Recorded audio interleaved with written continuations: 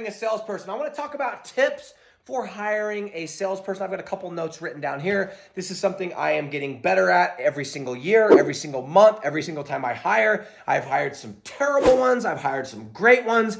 And I want to just share the things that I have learned. But first and foremost, guys, for you as a business owner, for you as somebody that's trying to grow your business, your rank and rent business, this is actually true with any business, but let's talk specifically with rank and rent, right? Or rent then rank, as I like to say, pre-selling, excuse me. You have got to figure out how to make money without you being present, right? And when I had the biggest shift in my business was when I made it a standard that every single day I was going to be asking for money, okay? I went from, well, I pitched somebody this week, or I pitched somebody this 10 days, this 2 weeks, this month, to I ask somebody to give me money every single day, okay? That became a standard. It became as important to me as going to the gym, as eating, as sleeping, all as showering, okay? And the second I did that, I blew up. And then one day I was like, hey, I could actually double this, or let's say there's days that I'm traveling or days that like I've got a million other things, but it doesn't mean that I have to be the one making the offer. I could be, I could be making it and somebody else could be making it and we could have double, or I could just have somebody making the offer for me, but it just needs to be done. Doesn't necessarily need to be done by me. Now, if you're brand new to this and you're like just getting started, I know that you're probably like, oh, let me hire a salesperson because then I don't have to do sales. You need to learn sales first. You need to get your own deals. You need to have 10, 15, 20K under management, under your belt, because how are you going to train a salesperson if you don't know what the hell you're doing? So all the people that were like, oh yes, this is the answer. I'm just going to hire somebody and then I'm not going to have to worry about it. Nope. You that's scared of it, that doesn't want to pick up this phone, that's terrified of the phone, you need to go get deals. You need to know how to train the person that you're hiring. Once you get, this is only for those of you that have gotten comfortable with asking for money every single day, that have mastered this part of the business. Guys, this is the last thing you should be getting rid of. You should be outsourcing everything else first. Your content, your backlinks, your website building, your GMB. This is what you should hold in this is the last thing you should get rid of, because this is the thing that drives the engine. So you need to be watching it. You need to be keeping it close to your chest, and you need to be making offers every single day. But once you get everything else outsourced, there's going to come this time and you're going to realize, oh my gosh, I need to get a salesperson. And these are the tips that I'm going to share. Okay. Number one.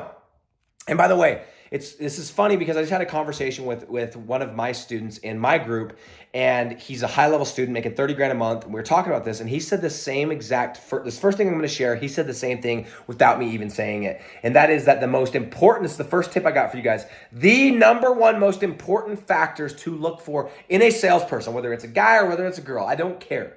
You need to make sure that you can trust them, number one, and that they're hardworking, number two. Okay. I don't care how good they are. I don't care if they've sold stocks, if they've been on Wall Street. I don't care if they've sold real estate and they're the number one person in their city, state, or whatever.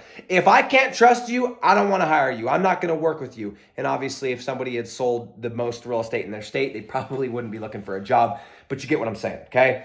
If you cannot trust your salesperson, it is going to be more work than it's worth. And why are you working with them? Why would you hire somebody you can't trust? I need to know, my salesperson, I need to know that if I left $1 million under their watch, that if I came back to collect it, I would not have to count it. And I'll tell you right now, I've got a guy right now, his name's Kyle. Cowboy Kyle. Shout out to you, Kyle, you 6'9" behemoth, sexy beast. Yeah, he's huge, okay? Kyle is one of those guys where I could literally leave $10 million at his house, say, hey, I need you to watch this for a week. I'm going out of the country. I would come back and I wouldn't count that shit. I would not even count it. I would not be worried about one single dollar. And I mean that. I would not be worried about $1 missing. That's the level I trust him on, and that's why it works. Number one. Number two, hardworking. You can teach everything else. You can teach prospecting. You can teach overcoming objections, eliminating objections first, but then overcoming objections. You can teach transitions. You can teach all kinds of different stuff. You could teach sales.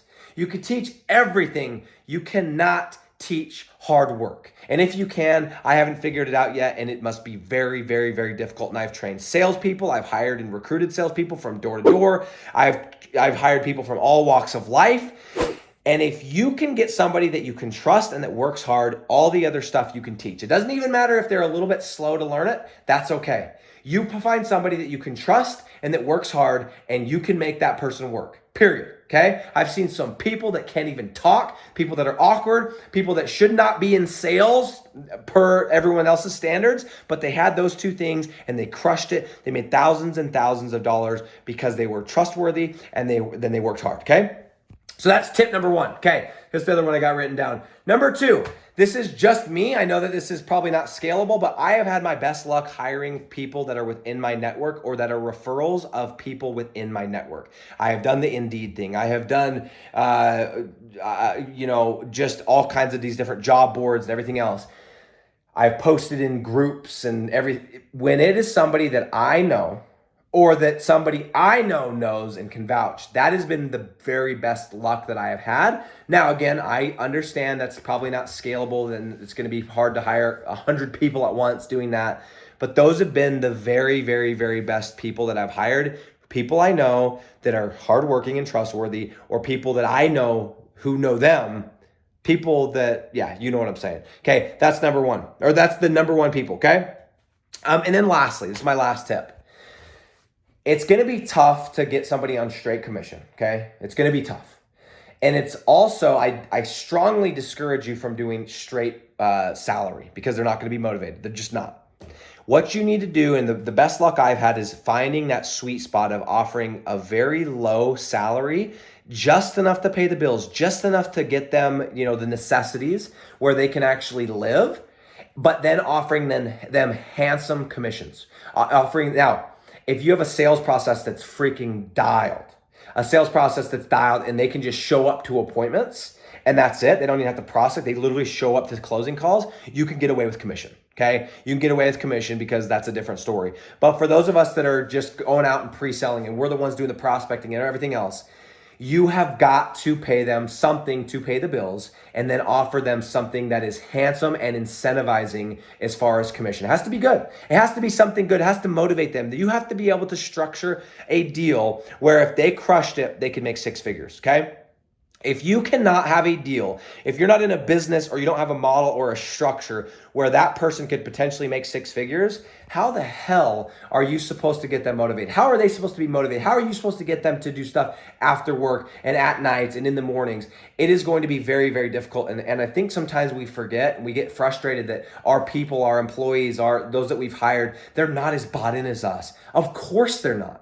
Because they don't own that bitch. They don't get the upside that you get. So make sure you have upside that they can go and crush it. And my recommendation is I like to do a handsome commission one time, and I like to bake in a little bit of a recurring. I like to let them get some recurring and start building that base, but also make it so they have to hit a certain amount of numbers so they don't sit on their ass when they hit a certain amount of volume. Those are my tips, guys. I'm not perfect. I have hired a lot of people. I've hired a lot that were terrible that I'm like, oh my gosh, what did I do? I've also hired people like Cowboy Kyle, who has made himself thousands and thousands of dollars, hundreds of thousands of dollars working with me. And he's actually made me that much or more. And check with me in a year, and he's probably would have made me millions of dollars by that time. So guys, those are my tips. At some point, you're gonna have to get the salesperson. You gotta learn it yourself first, but when you do, follow these tips. And if you don't wanna trust me, I understand, and I'm glad you don't, but maybe take a couple of these things into consideration from somebody that has actually done it. That is me. I'm out.